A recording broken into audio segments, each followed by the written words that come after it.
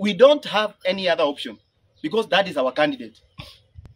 Number two, we want to warn those leaders who want to ride behind Matiang'i in the name of Matiang'i. They were given an opportunity to serve our people.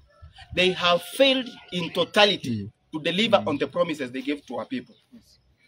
We don't want to see a leader coming to us for a re-election if what we sent him or her to do, he did not do for our people.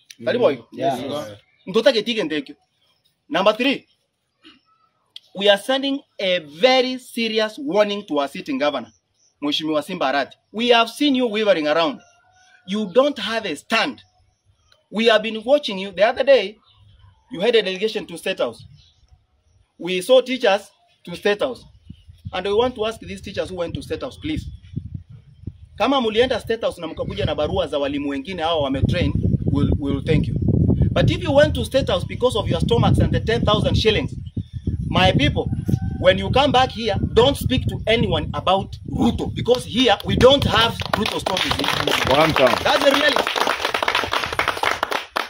We're also talking to our governor. Your Excellency, these people you are seeing here, they are representatives of so many people. They are representatives of their families.